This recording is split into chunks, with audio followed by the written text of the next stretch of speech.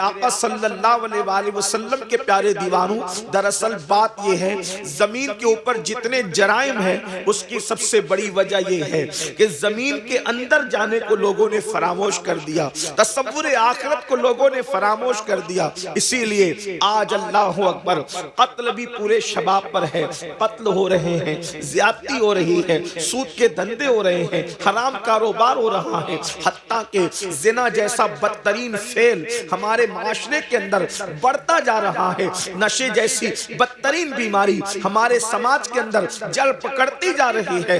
اصلاح معاشرہ کے حوالے سے جتنے جلسے بڑھتے جا رہے ہیں، جرائم اس سے زیادہ بڑھتے جا رہے ہیں، نماز پر جتنی گفتگو ہو رہی ہے اتنے بے نمازیوں کی تعداد بڑھتی جا رہی ہے، نگاہوں کے تقدس پر جتنی گفتگو ہو رہی ہے اتنی ہی نگاہیں آوارہ ہوتی جا رہی ہے، رزق حلال پر جتنی باتیں ہو رہی ہے حرام لوگ اتنا ہی زیادہ کھاتے جا رہے ہیں۔ اس کی وجہ کیا ہے؟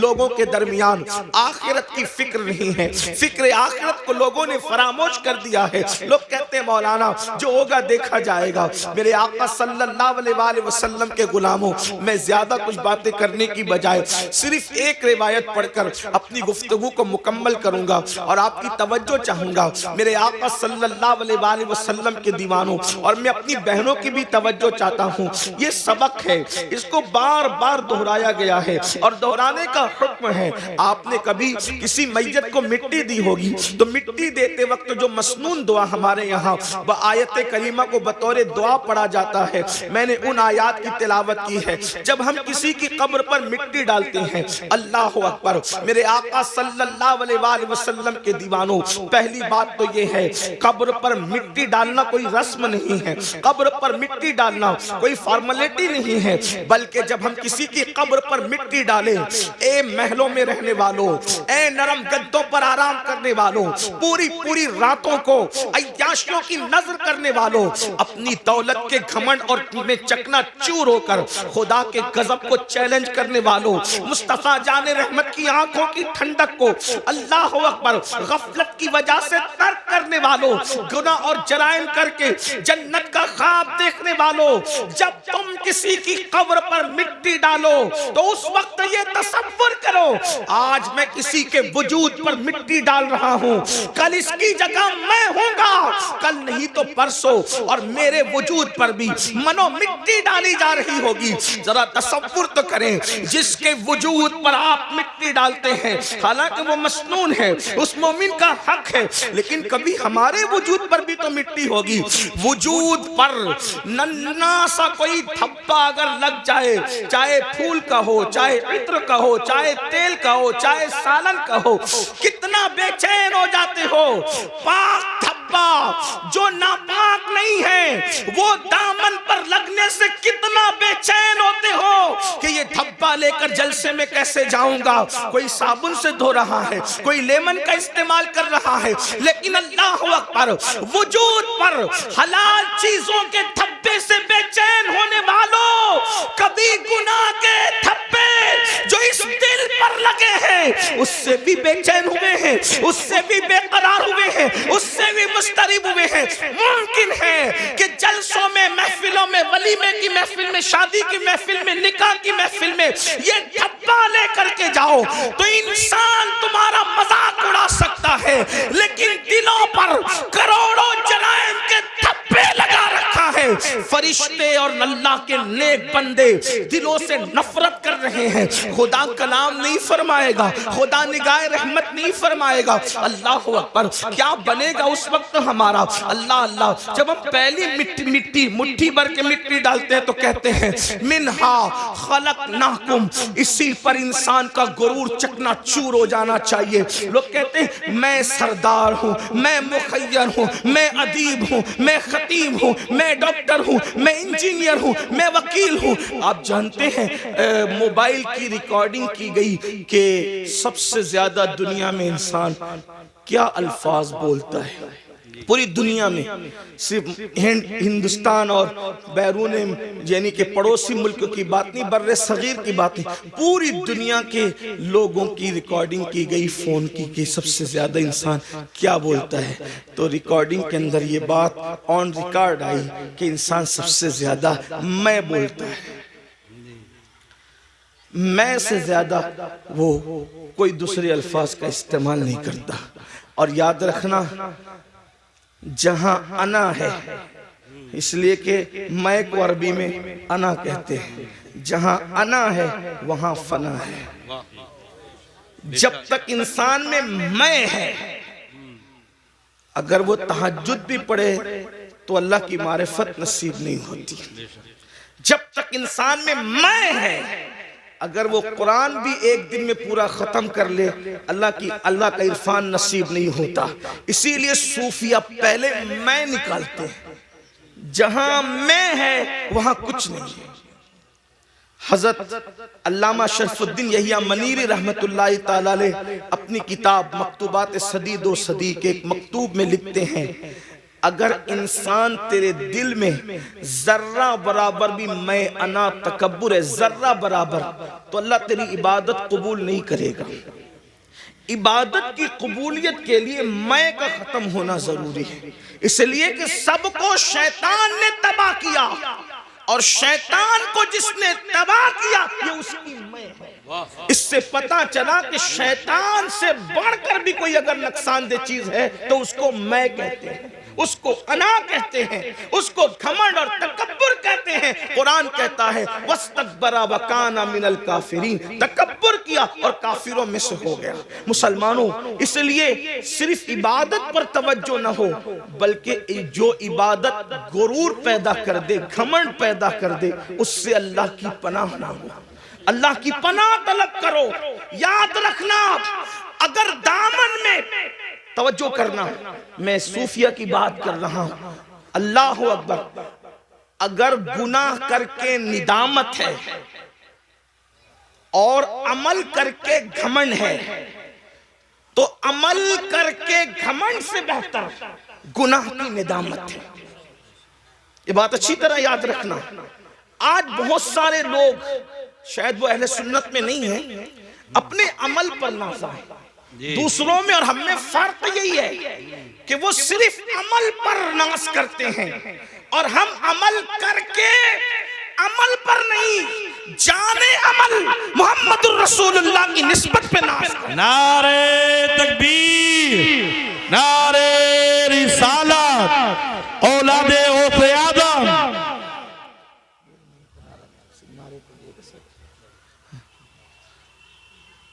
تو علامہ شرف الدین یحییٰ منیری فرماتے ہیں کہ جب تک ذرہ برابر تکبر بھی دل میں موجود ہے، عبادت قبول نہیں ہوگی. اور اب وہ تکبر کی ڈیفینیشن کہ تکبر ہے یا نہیں، اس کی پہچان بیان کرتے ہیں. آپ بھی ڈوبیں اپنے اندر، میں بھی ڈوبوں اپنے اندر. اس لیے کہ خطاب، میری اکثر عادت ہے پہلی بات تو خطاب نہیں کرتا اور گفتگو کرتا ہوں. تو ہمارے بزرگوں نے ہمیں بتایا کہ لوگوں کو مخاطب کرنے سے پہلے اپنے آپ کو مخاطب کرو، اس لیے کہ آپ سے زیادہ ضرورت اصلاح کی ہمیں ہے، مجھے ہے. اللہ اکبر. تو علامہ منیری فرماتے ہیں کہ کیا کہتے ہیں کہ تکبر ذرہ برابر ہے، تیری عبادت تجھے فائدہ نہ دے گی، تیری عبادت قبول نہ ہوگی. اب تکبر اور گھمنڈ کی جو ہے وہ نشانی بیان فرماتے ہیں کہ ایک انسان پوری دنیا کے انسانوں سے اپنے آپ کو حقیر سمجھ رہا ہے کہ میں سب سے حقیر ہوں، سب سے ذلیل ہوں. واقعی کہہ نہیں رہا ہے، سمجھ رہا ہے. اس لیے کہ کہنا اور ہے، سمجھنا اور ہے.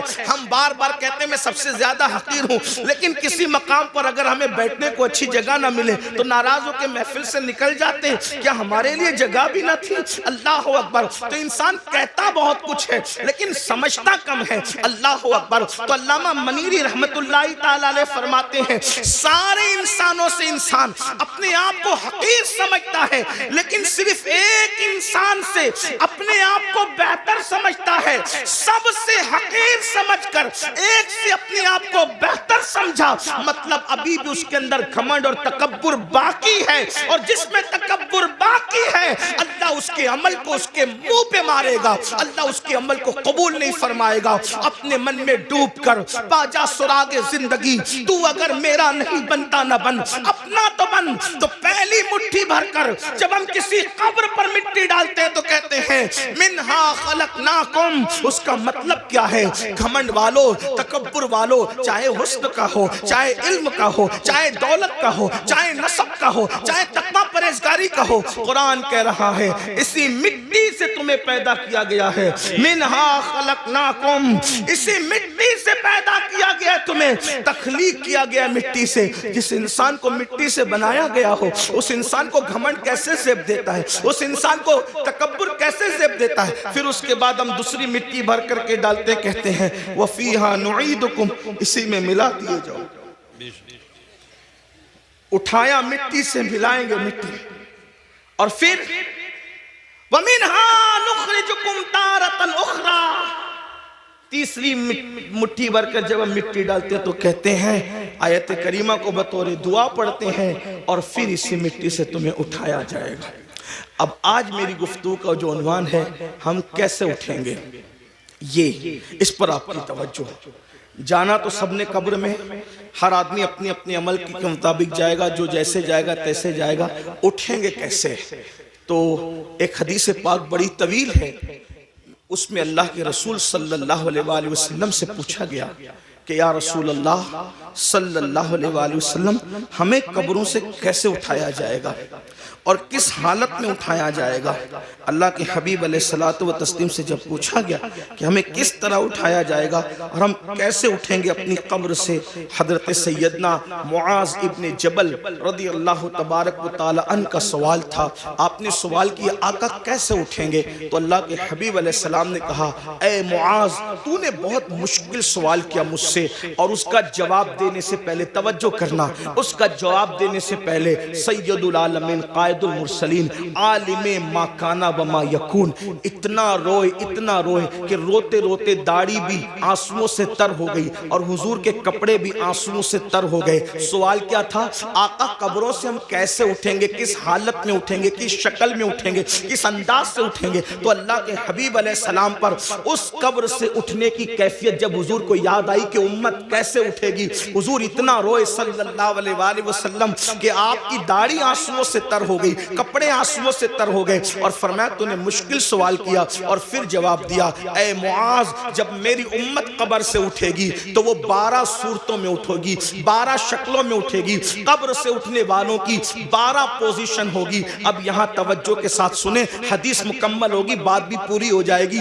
اب ان 12 میں ہم کس کے اندر ہے، ذرا اس پر توجہ کرنا۔ میں نہیں کہوں گا کہ آپ کس میں ہیں، میں کس میں ہوں، یہ کس میں ہے، وہ کس میں ہے، نہیں، بہت ہو چکا میرے بھائیوں۔ میں کہتا ہوں تو سدھر، تم کہتے ہو تو سدھر، یہ تو اور تو کے اندر معاملہ خراب ہے۔ ہمیں یہ سوچنا ہے کہ میں نے سنورنا ہے، میری قبر کے اندر میں نے اکیلے جانا ہے، اپنی قبر سے میں نے اٹھنا ہے۔ میرے بھائیوں، یہاں ساری چیٹنگیں چل جائے گی، ریاکاریاں چل جائے گی، مکاریاں چل جائے گی، سب چل جائے گا، لیکن وہاں کچھ نہیں چلے گا، سب معاملہ وہاں پیور ہے۔ اللہ اکبر۔ اب میرے اور تمہارے نبی، غیب دا نبی صلی اللہ علیہ وآلہ وسلم قیامت کا منظر پیش کر رہے ہیں۔ قبروں سے اٹھنا تو ہے نا بھائیوں، قبروں میں جانے پر بھی یقین ہے، قبر سے اٹھنے پر بھی یقین ہے۔ اب میرے اور تمہارے سچے نبی سید العالمین غیب دا نبی صلی اللہ علیہ وآلہ وسلم فرماتے ہیں 12 قسم کے لوگ ہوں گے قبر سے اٹھنے والے، یعنی 12 پوزیشن میں لوگ اٹھیں گے، 12 انداز میں لوگ اٹھیں گے۔ اب میرے آقا علیہ السلام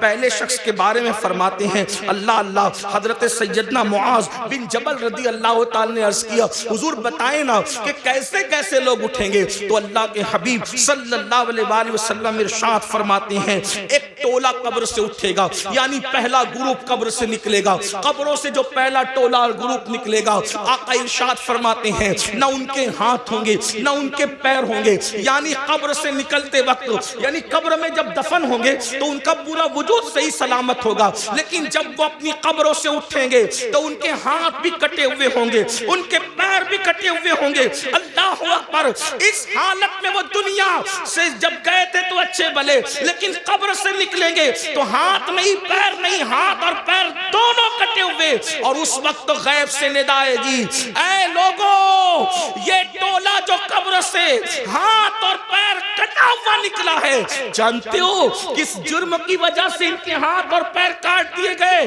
اللہ اکبر۔ تو لوگ پوچھیں گے کس وجہ سے، تو کہاں جائے گا، یہ دنیا میں اپنے پڑوسیوں کو تکلیف پہنچاتے تھے، یہ دنیا میں اپنے پڑوسیوں کے ساتھ اچھا سلوک نہیں کرتے تھے، اس لیے آج یہ اپنی قبروں سے اٹھے ہیں تو ان کے ہاتھ بھی کٹے ہیں، ان کے پیر بھی کٹے ہیں۔ آپ سے پوچھنا چاہتا ہوں، آج تھوڑی سی طاقت مل جائے، تھوڑی سی قوت مل جائے، پڑوسیوں کے ساتھ ہمارا سلوک کیا ہے؟ اللہ اکبر۔ بڑی معذرت کے ساتھ مسلمانوں، ہر پڑوسی دوسرے پڑوسی کو، ہر طاقتور کمزور کو دبا رہا ہے، بلکہ العیاذ باللہ اب تو حالات یہاں تک ہو گئے، صرف پڑوسیوں کو ستایا نہیں جا رہا ہے، پڑوسیوں کی بیٹیوں پر بھی غلط نظر ڈالی جائے، ان کی بہوؤں پر بھی اگر وہ کمزور ہے تو غلط نظر ڈالی جاتی، غریب ہے تو ان کی آبرو کا سودا کرنے کی کوشش کی جاتی ہے۔ مسلمانوں سوچو تو صحیح، انجام کیا ہے؟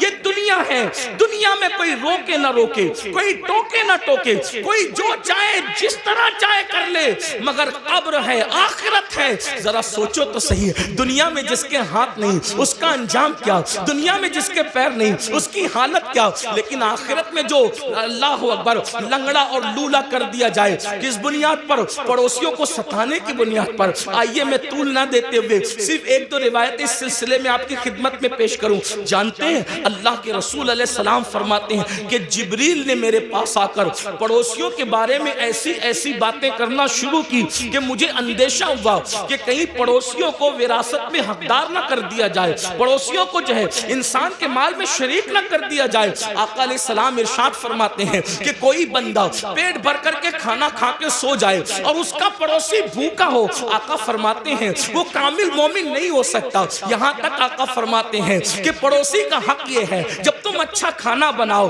تو تھوڑا سا پانی اپنی ہانڈی میں بڑھا لو تاکہ وہ کھانا تم اپنے پڑوسی کو بھیج سکو۔ آج ہم جلسوں میں، کانفرنسوں میں اور تحریروں میں بڑی درد بھری باتیں کرتے ہیں۔ آج لوگ کیا کہتے ہیں؟ اس کی بیٹی بھاگ رہی ہے، یہ ہو رہا ہے، وہ ہو رہا ہے۔ میں کہتا ہوں سب ہو رہا ہے، اگر ہم نے اپنے پڑوسی کا خیال کر لیا ہوتا تو غریب کی بیٹی نہ بھاگتی۔ اور ایک بات آپ کو بتاؤں، کس نے کہہ دیا کہ صرف غریب کی بیٹی بھاگ رہی ہے؟ بڑی معذرت کے ساتھ صرف غریبوں کی نہیں بلکہ مالداروں کی بھی، اور اس کی وجہ صرف غربت نہیں ہے بلکہ اچھے رشتوں کا نہ آنا بھی اس کی وجہ ہے، جہیز کی لعنت بھی اس کی وجہ ہے، ساتھ ہی ساتھ علم کا نہ ہونا بھی اس کی وجہ ہے، ساتھ ہی ساتھ فضول خرچیوں میں ہمارا پڑھ کر کے شادیوں کو مہنگا کرنا بھی اس کی وجہ ہے۔ لیکن بس اتنا عرض کرنا چاہتا ہوں، اپنے پڑوسیوں کا خیال کرو، پڑوسیوں کا لحاظ کرو، اور اگر پڑوسیوں کو ستاؤ گے، ظلم کرو گے تو یاد رکھنا قبر سے بغیر ہاتھ اور بغیر پیر کے اٹھنے کے لیے تیار ہو جاؤ۔ اسی پہ بس نہیں، آقا فرماتے ہیں وہ لنگڑے بھی اٹھیں گے، لولے بھی اٹھیں گے، اور ان کو منہ کے بل گھسیٹتے ہوئے جہنم میں لے جایا جائے گا کہ تم نے پڑوسیوں پہ ظلم کیا تھا۔ ایک بات پڑوسیوں کے متعلق اور رس کروں آپ سے، آج پڑوسیوں کے ساتھ اچھا سلوک ہمارا نہیں۔ کل لوگ جب گھر خریدنے جاتے تھے تو دیکھتے تھے کہ مسلمان رہتا ہے کہ نہیں رہتا ہے پڑوس میں، اور لوگ مسلمان کے پڑوس میں رہنا پسند کرتے تھے، اور آج لوگ مسلم محلے میں رہنا پسند نہیں کرتے۔ کیوں؟ سب سے زیادہ کچرا اور گھان اگر کسی علاقے میں ہوگی تو مسلم محلے میں، ننگے بچے چڈی پہن کر کے گالی گلوچ کر رہے ہوں گے تو مسلمانوں کے محلے میں، رات کے 3-3 بجے تک کے جھگڑے فساد کی آواز آ رہی ہوگی تو، اور ٹی وی کا آواز زور سے ہو رہا ہوگا تو مسلمانوں کے محلے میں۔ حد ہے، جس مذہب نے ڈسپلین سکھایا آج اس مذہب کے ماننے والے ڈسپلین سے دور ہے، اور دوسروں نے ہم سے سیکھ لیا اور ہم کورے ہو گئے۔ یہ رونا ہے، کوئی ڈسپلین ہماری زندگی میں نہیں۔ مسلمانوں سوچو تو صحیح، ہم کہاں ہیں؟ ہمیں اس سے نکلنا ہے۔ ہمیں، اگر ہم دین سیکھنے آئے ہیں جلسوں میں تو مبارکباد کے مستحق ہیں، اور اگر ہم صرف بھیڑ کرنے آئے تو جلسوں کے اندر سیاسی جلسوں میں سر دیکھے جاتے ہیں، مذہبی جلسوں میں سر نہیں دیکھے جاتے۔ یہاں تو بدلنے والوں کی تعداد دیکھی جاتی ہے۔ اگر جلسے انقلاب نہیں پیدا کرنے، صرف رسومات پر ہیں، تو یہ قیامت کی نشانیوں میں سے ایک نشانی ہے۔ اللہ کے رسول علیہ السلام نے فرمایا قیامت کی نشانیوں میں سے ایک نشانی یہ ہے کہ لوگ دین سننے سننے جمع ہوں گے، دین پر عمل کرنے جمع نہیں ہوں گے۔ اللہ اکبر، جلسے والے بھی خوش، خطیب صاحب بھی خوش کہ کیا ہزاروں کی بھیڑ تھی، لیکن کہتا ہوں یہ قیامت کی نشانی ہے، دل اس وقت تک ٹھنڈا نہیں ہوگا ہمارا جب تک کہ جیسے جلسے میں رات کے 3 بجے تک ٹک کر بیٹھتے ہو، اسی تعداد میں جب تک نماز فجر میں نہ آؤ ہمارے کلیجے ٹھنڈے نہیں ہو سکتے۔ اس لیے کہ سروں کو گن کر سیاسی لیڈر تو خوش ہو سکتے ہیں، مذہبی لوگ اس سے خوش نہیں۔ ہاں شکر ضرور ہے کہ آپ آگے، اللہ کا شکر ہے، شکر کرتے ہیں، لیکن کتنے لوگ عمل کرتے ہیں، کتنے لوگ تبدیل ہوتے ہیں؟ تبدیل ہونے کے لیے سنو اور آج کے بعد عہد کرو، پڑوسیوں کے ساتھ بدسلوکی نہیں ہوگی۔ ایک بات آپ سے کہتا ہوں، ہمارے امام الائمہ، سراج الامہ، کاشف الغمہ، سیدنا نعمان بن ثابت امام اعظم ابو حنیفہ کا ایک پڑوسی تھا، موسیقی کے فن میں ماہر تھا، اور آپ کو ستانے کے لیے پوری رات موسیقی بجاتا تھا، میوزک بجاتا تھا، بہت تکلیف پہنچاتا تھا، گانا بھی گاتا تھا، تکلیف بھی تکلیف پہنچانا ہی اس کا مشغلہ تھا۔ اور ایک بات یہ بھی یاد رکھنا، اگر کوئی پڑوسی آپ کو ستائے آپ صبر کریں، کیونکہ پڑوسی کا حق ہے، آپ صبر کریں، آپ اس پہ ظلم نہ کریں۔ امام اعظم ابو حنیفہ رحمۃ اللہ تعالیٰ علیہ صبر کرتے تھے۔ ایک دن کسی نے اس کی کمپلین کر دی بادشاہ کے سپاہ کے پاس، بادشاہ کے سپاہی ہے، اس کو اٹھا کے لے گئے، اور جب اس کو اٹھا کر کے لے گئے تو امام اعظم ابو حنیفہ نے کسی سے پوچھا آج اس گویے کی آواز نہیں آتی؟ دیکھو ہم تو کبھی برس پڑوسیوں کی خیال ہی نہیں رکھتے، آواز آ رہی کہ نہیں آ رہی، کس حالت میں نہیں ہے، لیکن امام اعظم تھے۔ یہی تو بات ہے، دین مکمل دین ہے، دین مکمل نظام حیات ہے، دین مکمل جو ہے اللہ اکبر قانون زندگی ہے۔ امام نے پوچھا آج اس گویے کی آواز نہیں آ رہی ہے، تو کسی نے عرض کی خوشی خوشی حضرت اس کو تو پولیس اٹھا کے لے گئی، اس پہ تو کمپلین ہو گئی ہے، اس کو جیل میں ڈال دیا گیا۔ اب میرے پڑوسی کو جیل میں ڈال دیا گیا، آپ اسی وقت تشریف لے گئے، اور جانے کے بعد آپ نے فرمایا کہ میرا پڑوسی ہے، اس کو جیل میں کیوں ڈالا گیا؟ تو کہا آپ کو ستاتا تھا، گاتا تھا، میوزک بجاتا تھا، موسیقی بجاتا تھا، اس لیے یہ حال کیا گیا۔ فرمایا کوئی بات نہیں، اس کا میرا مسئلہ ہے، لیکن میں تو اس کو لے جاؤں گا۔ اور امام اعظم اپنے سورس سے، اپنی سفارش سے اس کو چھڑا کر لائے۔ رستے میں اس نے کہا میں تو آپ کو ستانے کے لیے کرتا تھا، آپ نے مجھے کیوں چھڑایا؟ فرمایا جو تو کرتا تھا وہ تیرا اپنا عمل ہے، مجھے پڑوسی کے ساتھ حسن سلوک کا حکم دیا گیا ہے، میں نے اس پر عمل کیا۔ قدم پکڑ کر کہتا ہے واللہ اگر کسی کو امام اعظم کہلانے کا حق ہے تو وہ ثابت کا بیٹا نعمان آپ ہی ہے۔ نعرہ تکبیر، نعرہ رسالت۔ بزرگوں کا طریقہ تھا، ہم اپنے پڑوس کے ساتھ، آج تو پڑوس میں سگا بھائی بھی رہتا ہے، ہم اس کے ساتھ کیا سلوک کرتے ہیں؟ اچھا کھانا بناتے ہیں تو معاذ اللہ چھپا کر کے کھاتے ہیں، ایسا نہیں ہونا چاہیے۔ پھر میرے اور تمہارے آقا صلی اللہ علیہ وآلہ وسلم ارشاد فرماتے ہیں دوسرا قافلہ، دوسرا ٹولہ جب اپنی قبر سے نکلے گا تو اس کی شکل سور کی طرح اور خنزیر کی طرح ہوگی۔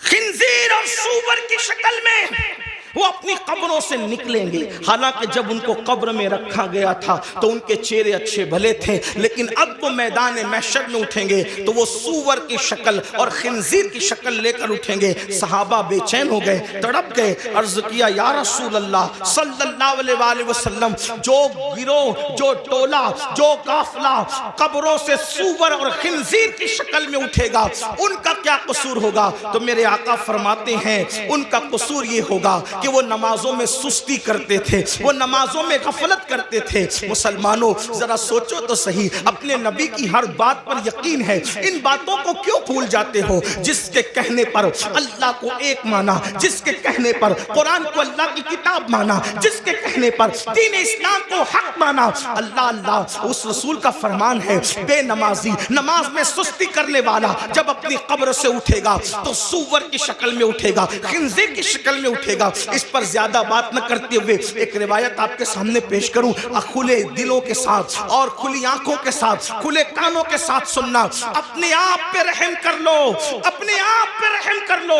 اللہ کے بندو, آخرت کی گھاٹی بڑی مشکل ترین گھاٹی ہے. ہم نے اس کو جتنا آسان سمجھا اتنا آسان نہیں ہے. میرے امام کہتے ہیں اللہ اکبر, پاٹ وہ کچھ دھار یہ کچھ زار ہم, یا الہی کیوں کر اترے پار ہم. اپنی ستاری کا یا رب واسطہ ہو نہ رسوا برسرے بازار ہم. اللہ اللہ, ہمیں فیس بک کے لیے تو وقت ہے, یوٹیوب پر بیٹھنے کے لیے تو وقت ہے, دوستوں کی محفلوں کے لیے تو وقت ہے, بیوی بچوں کے لیے تو وقت ہے, سب کے لیے وقت ہے, رب کے لیے وقت نہیں. سن لو اور اچھی طرح سے سن لو. اللہ اللہ. حضرت علامہ عثمان ابن حسن رضی اللہ تبارک و تعالیٰ عنہ اپنی کتاب میں لکھتے ہیں, میری بہنوں کی بھی توجہ, اللہ کے حبیب علیہ السلام کا ظاہری دور ہے. آقا علیہ السلام اپنے صحابہ کے جرمٹ میں جلوگر ہیں. ایسے میں ایک نوجوان روتے ہوئے آتا ہے اور عرض کرتا ہے, یا رسول اللہ صلی اللہ علیہ وآلہ وسلم, میرے ابو کا انتقال ہو گیا, میرے باپ کا انتقال ہو گیا. آقا میرا باپ مر چکا ہے, اس کا انتقال ہو چکا ہے, ہم دیہات کے لوگ ہیں, دیہات میں رہنے والے ہیں. آقا نہ اس کو کوئی غسل دینے والا ہے, نہ اس کو کوئی کفن پہنانے والا ہے. یا رسول اللہ صلی اللہ علیہ وآلہ وسلم, اس لیے میں رو رہا ہوں. میرے آقا نے فرمایا, اے ابو بکر اٹھو, اے عمر اٹھو, اور دونوں جاؤ اور جا کر کے اس کے دیہات میں پہنچو, اس کے گاؤں میں پہنچو, اس کو غسل بھی دو, اس کو کفن بھی پہناؤ. اللہ اکبر. جب صدیق اکبر, فاروق اعظم, میرے آقا کے دونوں یار شیخین کریمین اٹھے اور دیہات میں پہنچے, تو جیسے میت کے قریب گئے غسل دینے کے لیے چہرے سے چادر ہٹائی, چہرے سے چادر ہٹائی تو کیا دیکھا کہ اس کا منہ, میت کا منہ کالے سور کی طرح ہو گیا, کالے خنزیر کی طرح ہو گیا. اللہ اکبر. صدیق و فاروق نے جب یہ منظر دیکھا زار زار رونے لگے, زاروں قطار رونے لگے. ایک قاصد کو اللہ کے رسول صلی اللہ علیہ وآلہ وسلم کی بارگاہ میں پیش کیا گیا, یا رسول اللہ اس کا چہرہ تو کالے سور کی طرح, کالے خنزیر کی طرح ہو گیا, اس کو کیسے غسل دیں, اس کو کیسے کفن پہنائے. اللہ اکبر. میرے اور تمہارے آقا صلی اللہ علیہ وآلہ وسلم خود تشریف لائے چل کر کے, اور جب اس کا منہ کالے خنزیر کی طرح دیکھا, حضور علیہ السلام بھی رو پڑے. پھر میرے آقا نے دعا کی, اور دعا کرنے کے بعد اس کا چہرہ ٹھیک ہو گیا. جب چہرہ ٹھیک ہو گیا تو پھر غسل دیا گیا, کفن پہنایا گیا, نماز جنازہ پڑھی گئی. اور جب جنازہ مکمل ہو گیا تو کسی نے دھیرے سے کہا, پہلے تو اس کا چہرہ کالے سور کی طرح, کالے خنزیر کی طرح ہو گیا تھا, اب ذرا دیکھیں تو اس کا چہرہ کیسا ہے. جب دوبارہ چہرہ دیکھا گیا نماز جنازہ کے بعد, جب کفن ہٹایا گیا تو کیا دیکھا لوگوں نے, اب بھی اس کا چہرہ کالے سور کی طرح, کالے خنزیر کی طرح تھا. سب رو پڑے. صحابہ نے عرض کیا, ہمارے ماں باپ آپ پر قربان یا رسول اللہ صلی اللہ علیہ وآلہ وسلم, اس کا چہرہ بار بار کالے سور کی طرح, کالے خنزیر کی طرح کیسے ہو جاتا ہے. تو میرے آقا نے اس کے بیٹے کو بلا کر کے پوچھا, یہ بتا تیرے باپ کا چہرہ کالے سور کی طرح کیوں ہو جاتا ہے بار بار. اس نے عرض کی, یا رسول اللہ صلی اللہ علیہ وآلہ وسلم, میرا باپ کوئی گناہ نہیں کرتا تھا, بس اس کی کمی یہ تھی کہ جب نماز کا وقت آتا تو وہ سو جایا کرتا تھا, وہ نماز نہیں پڑھتا تھا.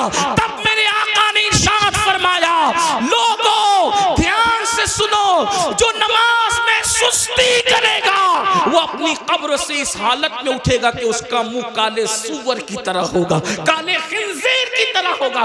بتاؤ چہرے پر پھنسی آ جائے کتنا بے چین ہو جاتے ہو, کسی کے چہرے پہ سفید داغ آ جائے کتنا بے چین ہو جاتا ہے. لوگ منہ پہ رومال رکھ کے پھرتے ہیں, اگر اس کو فالج ہو جائے, میرا ٹیڑھا منہ لے کر میں کیسے جاؤں, سفید داغ لے کر کیسے جاؤں, پھنسی لے کر کیسے جاؤں. اپنے جیسے انسانوں کے سامنے جب یہ عیب لے کر نہیں جاتے, جس کو ڈاکٹر درست کر سکتا ہے وہ عیب لے کر نہیں جاتے. اللہ نہ کرے نماز چھوڑنے کی وجہ سے منہ کالے سور کی طرح ہوگا تو اللہ کی بارگاہ میں کیا منہ لے کر جاؤ گے, کس طرح منہ لے کر جاؤ گے. اور سن لو, دنیا کے امتحان میں اگر ناکام ہو گئے تو پھر کامیابی کے چانسز ہے، مگر آخرت کے امتحان میں اگر ناکام ہوئے پھر کامیابی کا کوئی چانس نہیں ہے، پہلی اور آخری مرتبہ موقع ملے گا۔ کیا تیاری کی اس کے لیے؟ نہیں، ہمیں ٹائم نکالنا ہوگا۔ بڑی معذرت کے ساتھ ایک بات اور آپ سے کہوں، آج میری قوم کے دماغ میں ایک خبط ہے، نہیں ہم تو غوث پاک کے ماننے والے، ہم تو غریب نواز کے ماننے، ہم تو اعلیٰ حضرت کے ماننے، ہم تو شاہ برکت اللہ کے ماننے، تو ہمیں کیا ہوگا؟ ہم نے تو زنا کر کے بھی جنت ہی ملنی، ہم نے تو نماز چھوڑ کے بھی جنت ہی ملنی، ہم نے تو پوری زندگی قرآن کو ہاتھ نہیں لگایا، تو کیونکہ ہم ماننے والے کتنے بڑوں کے، جتنے بڑوں کے ماننے والے ان کی بڑائی میں مجھے کوئی شک نہیں، لیکن ایک بات ضرور کہتا ہوں، جب نوح علیہ السلام کا بیٹا جہنم میں جا سکتا ہے، سلبی بیٹا، اور قرآن پھر اس کا نسب بھی کاٹ کر کے اعلان کرتا ہے لیس من اہلی، کبھی یہ آپ کی اولاد سے نہ رہا، تو جب سگے بیٹے کا نسب کٹ سکتا ہے تو پھر نام لیواؤں کا رشتہ نسبتیں کیوں نہیں کٹ سکتی؟ وہ شخص غوث پاک کا کیسے ہو سکتا ہے جو نماز نہیں پڑھتی؟ کیونکہ غوث پاک کہہ چکے کہ بے نمازی مرے تو اسے مسلمان کی قبرستان میں دفن مت کر۔ میں لوگوں کو کہتا ہوں، کچھ لوگوں کو برا بھی لگتا ہے، لیکن مجھے لوگوں کا خیال کم ہے۔ ہم لوگ قادری بن گئے، چشتی بن گئے، نقشبندی بن گئے، سہروردی بن گئے، مداری بنے، وارسی بنے، برکاتی بنے، رضوی بنے، اشرفی بنے، سب بنے۔ اب سے پوچھتا ہوں، سچ بتانا اپنے ایمان والے دلوں پہ ہاتھ رکھ کے، کیا سچے مسلمان بھی بنے ہم؟ اپنے آپ سے پوچھو، آج سب بنے؟ قادری، چشتی، نقشبندی، ادیب، خطیب، شہید، یہ وہ مخیر، یہ سب بنے؟ سچے مسلمان بھی بنے؟ آپ کہیں گے تو کیسی بات کرتے آیا ہے؟ ہم کیا مسلمان نہیں؟ میں نے کہا میں آپ کے اسلام کا منکر نہیں، لیکن پوچھ رہا ہوں کیا سچے مسلمان بھی بنے؟ کہا وہ کیوں؟ میں نے کہا اس لیے کہتا ہوں، اگر پیر ٹوپی دے دے، توجہ کریں، ٹوپی دے دے، کتنا سنبھال کے رکھتے ہو، میرے پیر کی ٹوپی، میرے پیر کا ماما، میرے پیر کا کرتا، میرے پیر کا جبہ، کیوں؟ کس نے دیا؟ پیر نے تحفے میں دیا، اور پیار اس سے کتنا ہے کہ قبر میں بھی لے جاؤں گا۔ میں نے کہا تجھے سلام ہو، اچھا ہے، پیر سے بہت پیار کر، اللہ اس سے زیادہ تجھے برکت دے، لیکن اتنا ضرور تجھ سے پوچھوں گا، سلسلے کی محبت میں تجھے پیر سے اتنا پیار ہے کہ پیر کے دیے ہوئے تحفے کو تو نے سینے سے لگا کے رکھا، کیا تو نے اللہ کے دیے ہوئے تحفے کے ساتھ بھی یہی سلوک کیا؟ جو قدر تجھے پیر کے تحفے کا ہے، جو قدر تجھے استاد کے تحفے کا ہے، کیا اللہ کے تحفے کے ساتھ بھی تو نے ایسا ہی سلوک کیا؟ وہی قدر کی، وہی عزت کی، وہی سینے سے لگا کے رکھا؟ کہا اللہ کا تحفہ کیا ہے؟ میں نے کہا اس کو نماز کہتے ہیں، دیا اللہ نے، اور کن ہاتھوں سے بھیجا؟ کن ہاتھوں سے بھیجا؟ سید المعصومین محمد الرسول اللہ کے ہاتھوں سے بھیجا۔ جس قوم کو پیر کے تحفے کی قدر ہو اور اللہ کے تحفے کی کوئی قدر نہ ہو، تو پھر وہ قوم سچی مومن کیسے ہو سکتی؟ کامل مومن کیسے ہو سکتی ہے؟ غور کیجئے، دھیان دیجئے اور سن لو، کسی اور کی نگاہ میں مسلمان بننے والا جنت میں نہیں جائے گا، جنت میں اسی نے جانا ہے جو خدا و رسول کی نظر میں مسلمان ہے۔ اپنے آپ کے بارے میں جو بھی تراش کراش لو، اند اللہ جو مومن ہے، اند الرسول جو مومن ہے، جنت اسی کے لیے ہے۔ اس خوش فہمی میں مت رہنا کہ صرف سنی کہلا کر کے جنت مل جائے گی۔ سنی کہلانا اور ہے، سنی بن جانا اور ہے۔ صرف سنی کہلانے والوں کو جنت نہیں ملے گی، سنی بن جانے والوں کو جنت ملے گی۔ اور یاد رکھنا، اللہ اکبر، ہمارے بزرگوں نے تو نوافل بھی ترک نہیں کیا، سنت غیر موقعہ بھی ترک نہیں کیا، اور ہم فرائض چھوڑ بیٹھے ہیں۔ اللہ اکبر۔ آپ کو بتاؤ، غور کر، آقا علیہ السلام نے اپنے خاندان کے لوگوں کو فرمایا، دیکھو خاندان رسول ہے، کوئی خاندان بحیثیت خاندان رسول اللہ کے خاندان کے برابر نہیں ہو سکتا۔ حضور سیدی اشرفی میاں رحمت اللہ تعالیٰ علیہ اکثر ایک شعر کہا کرتے تھے، کہتے تھے کوئی ہو متقی و عالم و زاہد زمانے میں، مگر آل محمد کے برابر ہو نہیں سکتا۔ آپ فرمایا کرتے ہو، توجہ فرمائے، خاندان نبوت ہے. اور امام اہل سنت نبی کے خاندان کے بارے میں کہتے ہیں آب تطہیر سے جس میں پودے جمے اس ریاض نجابت پہ لاکھوں سلام. خون خیر الرسل سے ہیں جن کا خمیر ان کی بے لوث طینت پہ لاکھوں سلام. رسول اللہ کے خون سے جن کا خمیر بنا ہے، آب تطہیر سے جس میں پودے جمے، وہ نبی کا خاندان. توجہ کریں اس خاندان رسالت کو. رسالت ماں نے فرمایا اے بنو ہاشم عمل کرنا، عمل. توجہ کریں اللہ کے رسول اپنے خاندان کے لوگوں کو کہہ رہے ہیں عمل کرنا، عمل. کہیں ایسا نہ ہو کہ لوگ عمل لائیں اور تم صرف نسب لاؤ. پھر آقا نے فرمایا اے بنو ہاشم جس کو عمل نے پیچھے کر دیا اس کو نسب کبھی آگے نہیں کر سکتا. اس لیے عمل کرنا. رسول اللہ کی اس نصیحت کو خاندان کے لوگوں نے کیسے سینے سے لگایا. اللہ اکبر کہ رسول اللہ کے خاندان میں پھر کوئی بھی آپ کو بے عمل نظر نہیں آئے گا. میں بے عمل کی بات کر رہا ہوں، بد عمل تو دور کی بات ہے. اس لیے کہ ایک ہے با عمل، ایک ہے بے عمل، ایک ہے بد عمل. رسول اللہ کے خاندان میں بد عمل تو بہت دور کی بات ہے، بے عمل بھی تمہیں کوئی نظر نہیں آئے گا. دیکھو نبی کے خاندان کو دیکھو، پوری رات اگر سجدے میں گزارنے والی مدینے میں کوئی خاتون ملتی ہے تو وہ کوئی اور نہیں ہے، وہ میرے نبی کی شہزادی سیدہ مخدومہ فاطمہ الزہرا کی ذات ہے. اور جب رات پوری ہوتی ہے تو نماز مکمل کر کے حسرت کے ساتھ سر کو سجدے سے اٹھا کے کہتی ہے اے اللہ تو نے رات اتنی چھوٹی بنایا کہ تیرے محبوب کی بیٹی فاطمہ دل کھول کے سجدہ بھی نہ کر سکی. اللہ اکبر. اس کے بعد دیکھیں گھوڑے کی ایک زین پر ایک قدم رکھ کر دوسرے زین پر قدم رکھنے سے پہلے جو پورا قرآن مکمل کرتا ہے وہ کوئی اور نہیں ہے، وہ میرے نبی کے خاندان کا فرد، رسول اللہ کا بھائی حمزہ داماد پیمبر خاتم ولایت فاتح خیبر ابو الحسنین مولا کائنات سیدنا علی مرتضیٰ کی ذات ہے. کسی نے قرآن اس طرح پڑھا، بابا قرآن پڑھتے ہیں گھوڑے کی سین پر ایک قدم رکھ کر دوسرا قدم رکھنے سے پہلے.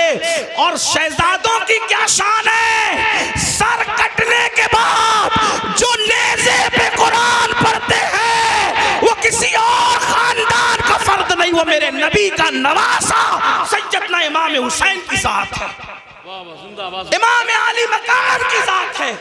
محراب میں، منبر پہ، مسجدوں میں آپ نے ہر خاندان والے سے قرآن سنا، لیکن نیزے پہ جس نے قرآن پڑھا وہ صرف میرے نبی کا خاندان. 40 سال تک عشاء کے وضو سے فجر کی نماز جہاں ہو رہی ہے وہ کوئی اور نہیں، وہ میرے نبی کے خاندان کا شہزادہ جسے دنیا سرکار غوث اعظم کے نام سے جانتے ہیں. 70 سال تک کبھی نہ سو کر رات و دن جاگ کر عبادت کرنے والا، 90 لاکھ کو کلمہ پڑھانے والا وہ کسی اور خاندان میں نہیں ملے گا، وہ میرے نبی کے خاندان میں ہے جس کو معین الدین اجمیری غریب نواز کہا جاتا ہے. جب ذکر کرتے ہیں تو آپ اتنی کثرت سے کرتے ہیں کہ آپ کے ذکر کو سن کر پرندے بھی ذاکر ہو جاتے ہیں. ایسا ذاکر آپ کو کسی اور خاندان میں نہیں ملے گا، وہ میرے نبی کا شہزادہ حضرت شاہ برکت اللہ عشقی بیمی مہریروی رحمت اللہ علیہ کی ذات ہے جس کے ذکر نے پرندوں کو ذاکر بنا دیا. یہ خاندان نبوت کا عمل ہے. امام زین العابدین کا نام زین العابدین نہیں ہے بلکہ ان کا نام ہے علی ابن حسین. زین العابدین ان کا لقب ہے، لقب. اور زین العابدین کیوں کہتے ہیں؟ کیونکہ روزانہ تقریباً 300 رکعت اور کبھی 700 رکعت نفل نماز پڑھتے تھے. لوگوں نے کہا یہ عابد نہیں ہے بلکہ یہ زین العابدین ہے. عابدوں کثرت سجدہ کی وجہ سے آپ کی پیشانی پر سجدے کا نشان پڑ گیا. ایک تو یہ کہ جو لوگ غلط سجدہ کرتے ہیں ان کی پیشانی پہ نشان آتا ہے، اور ایک تو یہ جو کثرت سے سجدہ کرتے ہیں ان کی پیشانی پر بھی نشان آ جاتا ہے. لیکن کتنی 300 رکعت کے بعد، 700 رکعت کے بعد. اور میں جہاں سے پڑھ رہا ہوں اس کو میرے امام اہل سنت نے لکھا کہ آپ کی پیشانی پر نشان سجدہ کثرت سجدے کی وجہ سے.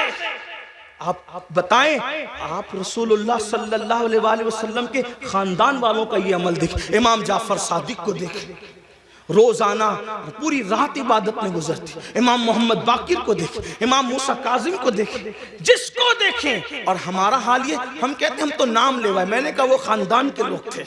بلکہ ایک بات آئی, بات عرض کروں, شاید حدیث پوری نہ پڑھ سکوں کیونکہ وقت زیادہ ہوا, لیکن ایک بات پڑھتا ہوں, شاید آپ کے دل کے دریچے اللہ کھول دیں. مغفرت کے بارے میں ہم بہت بے حس ہیں, بخشے جائیں گے مولانا, بخشے جائیں, اللہ کریم ہے, بخشے جائیں, اللہ کریم ہے, بخشے جائیں. بے شک اللہ کریم ہے. علامہ نقی علی خان امام المتکلمین لکھتے ہیں اپنی کتاب میں, اللہ کو کریم جان کر گناہ پہ گناہ کر رہا ہے نا, کہ اللہ کریم بخش دے گا. فرماتے ہیں اللہ کو کریم جان کر گناہ کرنے والے اللہ کو قادر جان کر تو زہر کیوں نہیں کھاتا؟ جب وہ کریم ہے گناہوں پہ بخش دے گا تو قادر بھی تو ہے, زہر کھانے پہ زندگی بھی دے سکتا ہے. لیکن اللہ کو قادر جان کر تو نے کبھی زہر نہیں کھایا, اور اللہ کو کریم جان کر گناہ کر رہا ہے. اللہ کو کریم جاننے کا یہ مطلب نہیں کہ گناہ کر کے سوچے کہ اللہ بخش دے گا. اللہ کو کریم جاننے کا مطلب یہ کہ نیکی کر کے بھی رو, اللہ میری نیکیاں اس قابل نہیں کہ تیری بارگاہ میں قبول ہو, اپنے کرم سے قبول فرما لے. اللہ گناہ تو گناہ, اگر نیکی کا سوال کر لے تم اپنے اللہ کو نیکی کا جواب نہیں دے سکتے. جو اتنے چین سے بیٹھے ہیں نا میرے بھائی, جس دن احساس ہوگا کہ مغفرت کس چیز کا نام ہے تو آپ کو پتہ چلے گا. حضرت سیدنا امام جعفر صادق کا ذکر ہے. امام جعفر صادق کو لوگ اتنا ہی جانتے ہیں کہ ہم ان کی کونڈے کی نیاز کرتے ہیں, بس اتنا ہی جانتے ہیں. لیکن جانتے ہیں یہ امام جعفر صادق غوث اعظم سے پہلے اپنے دور کے غوث اعظم ہیں. مقام غوثیت کبریٰ پر فائز امام جعفر صادق. کون امام جعفر صادق؟ جن کی جوتیاں امام اعظم ابو حنیفہ جیسے لوگ سیدھا کرتے تھے. اور امام اعظم کہتے ہیں کہ اگر 2 سال نہ ہوتے امام جعفر صادق کی صحبت کے تو نعمان ہلاک ہو گیا ہوتا. یہ امام جعفر صادق. لیکن وہ جعفر صادق جس کی صحبت کو امام اعظم اپنی کل عمر کا سرمایہ کہتے ہیں, جب اس امام جعفر صادق سے لوگ مصافحہ کرتے, ہم لوگوں سے بھی لوگ کرتے ہیں, امام جعفر صادق سے بھی لوگ مصافحہ کرتے تھے. داتا صاحب لکھتے ہیں کہ جب امام جعفر صادق سے کوئی مصافحہ کرتا تھا تو امام جعفر صادق اس کا ہاتھ پکڑ لیتے. دھیان دینا, توجہ کرنا, غور سے سننا اور پھر سوچنا اس پر کہ ہم کہاں ہیں. امام جعفر صادق جس کے نسب میں کسی کو کوئی اختلاف نہیں, جی اتنا مضبوط سلسلۃ الذہب ہے کہ جعفر صادق بیٹے ہیں امام محمد باقر کے, وہ بیٹے امام زین العابدین کے, وہ بیٹے امام حسین کے, اور وہ بیٹے ہیں حضرت مولا علی کے, اور وہ شوہر سیدہ فاطمہ کے, اور وہ شہزادی رسول اللہ کی. یہ سلسلۃ الذہب ان کا نسب نامہ ہے. ہاں, اب امام جعفر صادق سے کوئی مصافحہ کرنے آتا تو آپ اس کا ہاتھ پکڑتے اور ہاتھ پکڑ کر فرماتے وعدہ کر کہ اگر قیامت میں تیری بخشش ہو گئی تو تو اللہ کی بارگاہ میں میری سفارش کرنا کہ اللہ جعفر صادق کو بخش دے, اس کو معاف کر دے.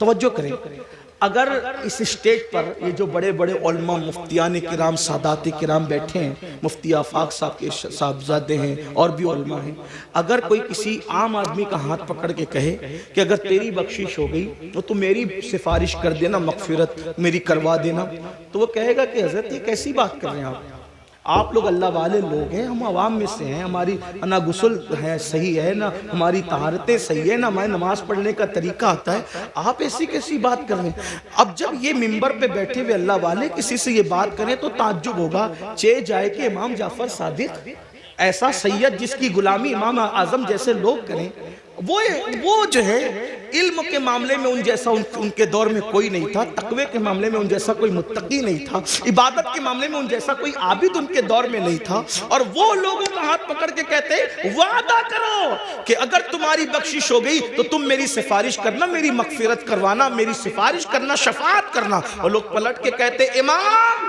آپ تو سید ہیں, آپ تو سید آل رسول ہیں, ہم آپ کی کیا سفارش کریں گے, آپ کے نانا شفیع المذنبین ہیں. تو امام جعفر صادق روتے ہوئے جواب دیتے, رونا تو یہی ہے کہ ہم سید ہیں. توجہ کریں, کہتے رونا تو یہی ہے کہ ہم سید ہیں, کیونکہ ہم اس بات سے ڈرتے ہیں کہ ہمارے نانا کو ہم منہ کیا دکھائیں گے. نانا کو منہ دکھانے کی ہمت نہیں ہے قیامت کے دن.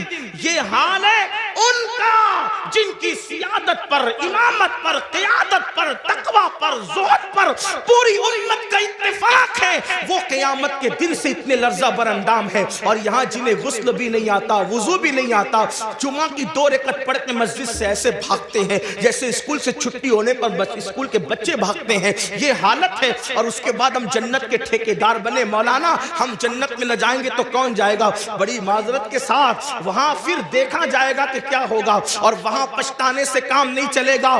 آج لے ان کی پناہ، آج مدد مانگ ان سے، پھر نہ مانیں گے قیامت میں اگر مان گیا۔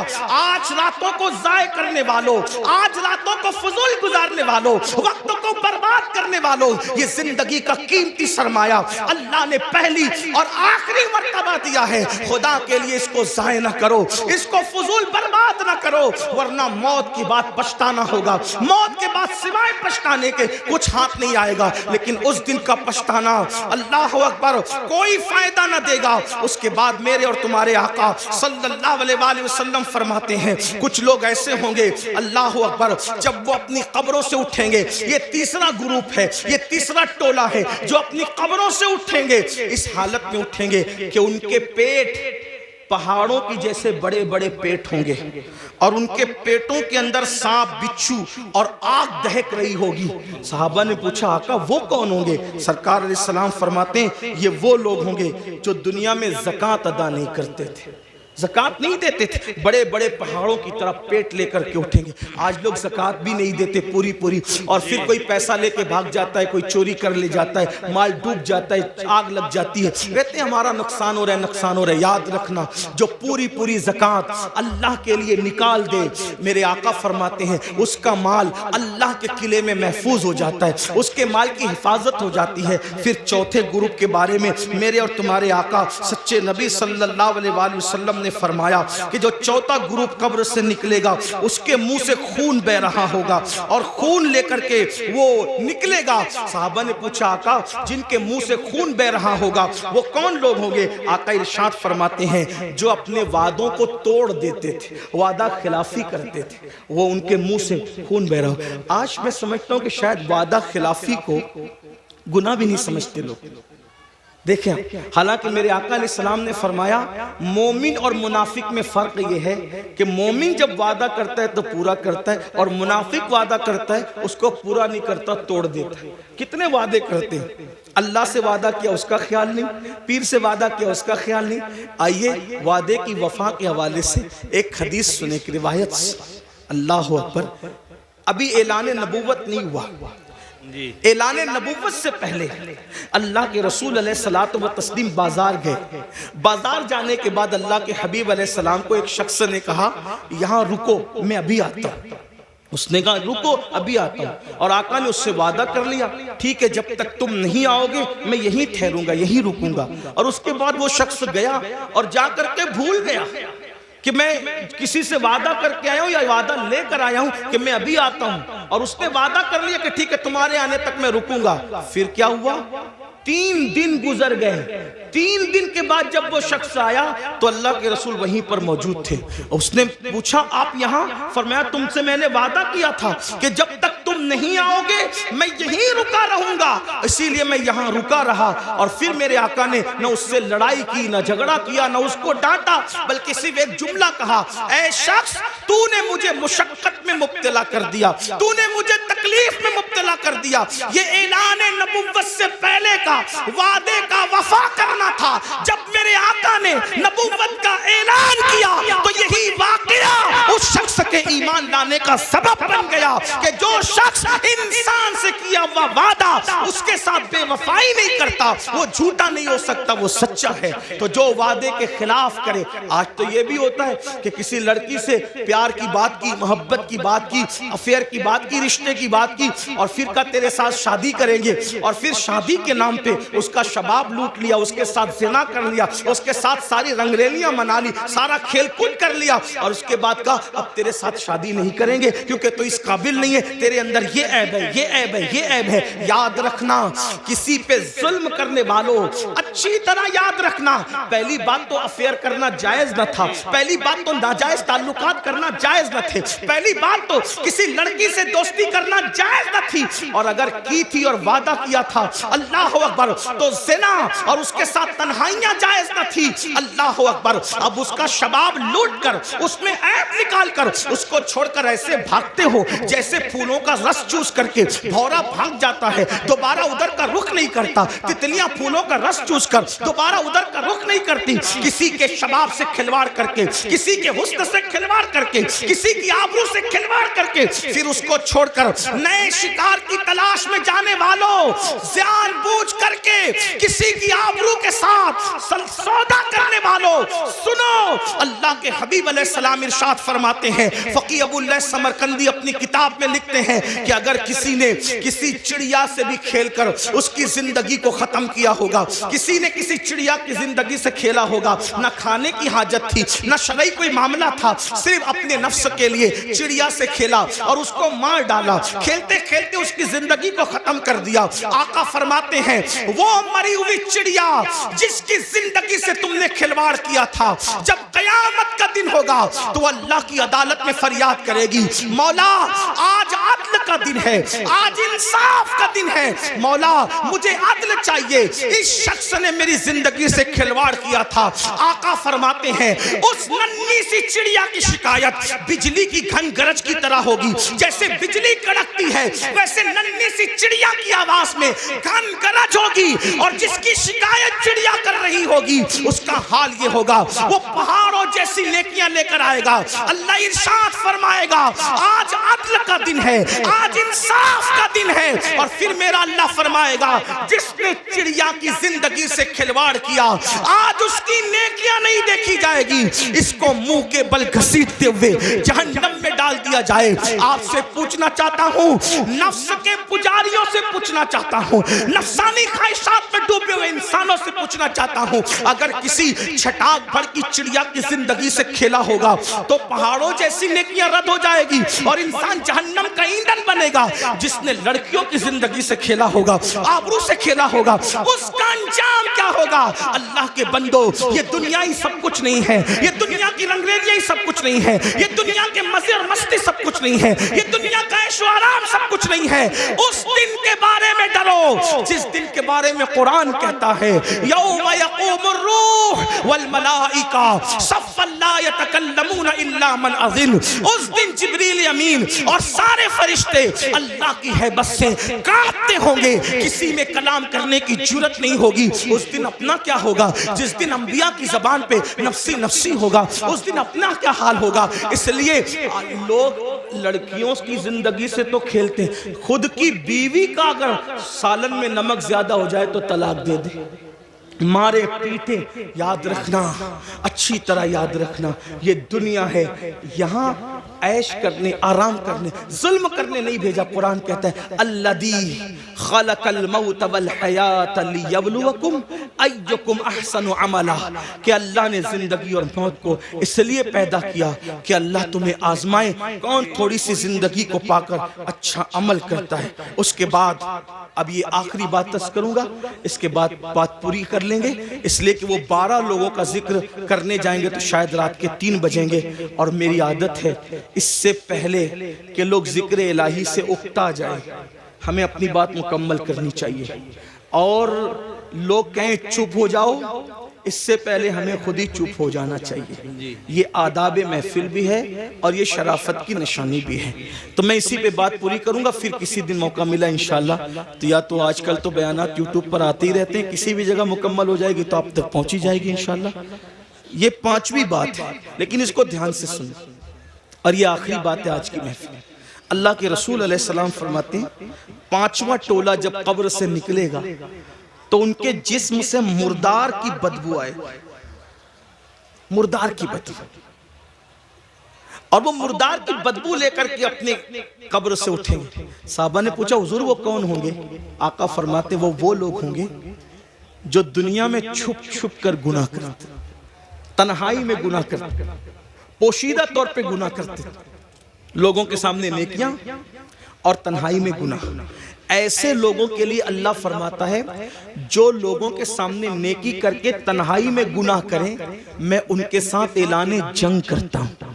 اور دوسری حدیث میں آتا ہے کہ حباء منصورہ کی تفسیر کرتے ہوئے اللہ کے رسول نے خود فرمایا، آقا فرماتے ہیں صحابہ نے پوچھا حضور یہ حباء منصورہ کا مطلب کیا ہے کہ اللہ ان کی نیکیوں کو ذرے کی طرح بکھیر دے گا؟ تو آقا فرماتے ہیں جو تنہائیوں میں گناہ کرتے تھے اللہ ان کی نیکیوں کو ایسے بکھیر دے گا جیسے روزون کے ذرات ہوتے ہیں جو صرف دھوپ میں نظر آتے ہیں، اتنے باریک کر دے گا اللہ، یعنی اتنی بے وقت ہو جائے گی ان کی نیکیاں کہ اللہ تعالیٰ ان کے ذرے ذرے کر دے گا، ان کی نیکی کوئی کام کی نہیں ہوگی، اور اللہ پاک ان کی نیکیوں کو رد فرمائے گا۔ والعاقبۃ للمتقین، آخرت تو متقیوں کے لیے ہے۔ اس سلسلے میں حضرت زید ایک بات بیان کرتے ہیں، فرماتے ہیں میں قبرستان گیا، جب قبرستان پہنچا تو ایک درخت کو ٹیک لگا کر میں بیٹھ گیا، اس لیے کہ میں چاہتا تھا کہ قبروں کو دیکھ کر کے عبرت حاصل کروں۔ ایسے میں ٹیک لگا کے بیٹھ گیا تو میں نے کیا دیکھا، میری آنکھ لگی، آنکھ لگی تو دل کی آنکھیں بیدار ہوئی، میں نے خواب دیکھا کہ لوگ اپنی اپنی قبروں سے اٹھ رہے ہیں، کسی کے اجلے لباس ہے، کسی کے میلے لباس ہے، کوئی کیسا ہے کوئی کیسا ہے، لیکن ایک شخص کو میں نے دیکھا جب وہ اس کی قبر سے اٹھا، اس کی قبر سے تو ایک آسمان سے آگ کی چین زنجیر آئی اور اس کے حلق میں ڈالی گئی، اور وہ اس کے حلق سے گزرتے ہوئے پیٹ، اور پیٹ کے بعد پھر نیچے کے مقام سے وہ زنجیر نکل گئی، اور وہ چیخ رہا تھا، چلا رہا تھا، اور چیختے چلاتے کہتا تھا مجھ پر یہ کیا عذاب ہو رہا ہے؟ کیا میں نماز نہیں پڑھتا تھا؟ کیا میں روزہ نہیں رکھتا تھا؟ کیا میں رمضان شریف کے روزے نہیں رکھتا تھا؟ کیا میں نے حج نہیں کیا تھا؟ کیا میں نے عمرے نہیں کیے تھے؟ کیا میں نے صدقہ نہیں دیا تھا؟ کیا میں نے زکوٰۃ نہیں دی تھی؟ کیا میں فلاں نیک کام نہیں کرتا تھا؟ غرض کہ وہ اپنی ساری نیکیوں کو گنائے گا، گنائے گا، گنائے گا، اس کا مطلب وہ گنہگار نہیں تھا، وہ نیکوکار تھا، اس لیے وہ وہاں بھی نیکیوں کو گنائے گا۔ حضرت زید کہتے ہیں جب وہ اپنی نیکیوں کو گنا رہا تھا تو غیب سے آواز آئی بندے تو ساری نیکیاں کرتا تھا، لیکن جب تو اکیلے میں اور تنہائی میں ہوتا تھا تب تو گناہ کرتا تھا، اللہ سے نہیں ڈرتا تھا، تو جس نے تنہائی کے اندر گناہ کیا اللہ نے اس کی نیکیوں کو ضائع کر دیا۔ آپ سے پوچھتا ہوں اللہ کے بندو، نرم نرم گدوں پہ لیٹ کر رات کی تنہائیوں میں چار دیواری میں کیا دیکھتے ہو؟ کون کیا دیکھتا ہے مجھے نہیں پتا، لیکن اپنے آپ میں ڈوب کر کے سوچو، وہ گندی فلمیں، وہ گندے مناظر، وہ گندی تصویریں رند کی رند رہے، ہاتھ سے جنت نہ گئی۔ جو تنہائیوں میں گناہ کرتے ہیں اور لوگوں کے سامنے نیکیاں کرتے ہیں، قبروں سے اٹھیں گے تو ان کے بدن سے مردار کی بدبو ہوگی، اللہ ان کے ساتھ اعلان جنگ کرتا ہے، ان کی نیکیوں کو ریت کے ذروں کی طرح بکھیر دیا جائے گا۔ اپنے آپ پہ رحم کرو میرے بھائیوں، قیامت کے دن کون ہے اپنا سوائے مصطفیٰ جان رحمت کے؟ سب نے صف محشر میں للکار دیا ہم کو، اے بے کسوں کے آقا اب تیری دہائی ہے، ایک ہی سہارا ہے، اگر گناہ کر کر کے ان کا دل دکھا دیا، ان کو ناراض کر دیا تو بتاؤ اپنا کیا بنے گا؟ اللہ اکبر۔ میرے آقا مصطفیٰ جان رحمت صلی اللہ علیہ وآلہ وسلم کے دیوانوں سیدنا فاروق اعظم کہتے ہیں لوگ چھوٹے اور بڑے گناہ کی بات کرتے ہیں، فاروق اعظم فرماتے ہیں میں تو اتنا سمجھتا ہوں گناہ کوئی بھی کرو رسول اللہ کے دل کو تکلیف پہنچتی ہے، حضور کا دل دکھتا ہے، کوئی گناہ کرو دل حضور کا دکھتا ہے۔ اب آپ کو سے پوچھتا ہوں چہروں سے داڑیاں منڈا کر گٹروں میں پھینکتے ہو، فاروق اعظم کہہ رہے ہیں آقا کا دل دکھتا ہے، گندی فلمیں دیکھتے ہو، فاروق اعظم کہہ رہے ہیں آقا کا دل دکھتا ہے، کسی عورت پر بد نظری کرتے ہو آقا کا دل دکھتا ہے، مسجدوں کو ویران کرتے ہو آقا کا دل دکھتا ہے، نمازوں میں سستی کرتے ہو آقا کا دل دکھتا ہے، کسی مومن کو گالی دیتے ہو آقا کا دل دکھتا ہے۔ اتنا رسول اللہ کا دل قبر انور میں دکھاؤ گے اور اس کے بعد میدان محشر میں جب شفاعت کی بھیک لینے کے لیے ان کی بارگاہ میں پہنچو گے، اللہ نہ کرے اگر انہوں نے منہ پھیر لیا اور منہ پھیر کر کے یہ کہا او منافق جھوٹے، مجھ سے عشق کا دعویٰ کرتا تھا اور میرے دل کو چھلنی چھلنی کرتا تھا، میرے دل کو دکھاتا تھا، میرے دل کو تکلیف پہنچاتا تھا۔ بتاؤ بھائیو جب سب نے للکار دیا ہوگا تو اسی آمنہ کے لال کا سہارا ہوگا، میرے آقا علیہ الصلوۃ و تسلیم کی شفاعت ہوگی، اگر وہ بھی منہ پھیر لیں. حالانکہ ان کے کرم سے ایسی امید نہیں ہے, لیکن ان کی مزاج کی نزاکت بے چین بھی کرتی ہے. حضرت جگر مراد آبادی نے کہا تھا کہ اس امت یاسی سے نہ منہ پھیر خدایا, نازک ہے بہت غیرت سلطان مدینہ. میرے آقا کی غیرت بہت نازک ہے. کتنی نازک ہے اتنا اندازہ کر لے. ایک بار ام المومنین نے اپنے گھر کے دیواروں پہ پردے لٹکا دیے تو آقا علیہ السلام نے چہرہ پھیر کر کے یہ فرمایا کہ ہم دیواروں کو کپڑے نہیں پہناتے, محبوبائے محبوب رب العالمین اگر دیواروں پہ پردے لٹکا دے تو وہاں سے غیرت کی وجہ سے چہرہ پھیر لیا جاتا ہے. اتنے جرائم کر کے, اتنے بڑے مجرم بن کے حضور کے دربار میں کھڑے رہیں گے. اللہ اکبر, اگر ان کی غیرت کی نزاکت نے منہ پھیر لیا, کہاں جاؤ گے, کس کے پاس جاؤ گے, کس کے دروازے پہ دستک دو گے؟ اس لیے آج ان کو مناؤ, آج ان کو راضی کرو, آج ان کی بارگاہ میں معافی مانگو, ان کے وسیلے سے اللہ کی بارگاہ میں توبہ کرو تاکہ دنیا بھی سنور جائے, آخرت بھی سنور جائے. اللہ پاک کی بارگاہ میں دعا ہے کہ میرا اللہ سب سے پہلے مجھے اور آپ سب کو عمل کی توفیق عطا فرمائے. گفتگو کے درمیان اگر کوئی غلطی ہوئی اللہ تعالیٰ معاف فرمائے. استغفر اللہ ربی من کل ذنب واتوب الیہ وما علینا الا البلاغ. السلام علیکم ورحمۃ اللہ وبرکاتہ.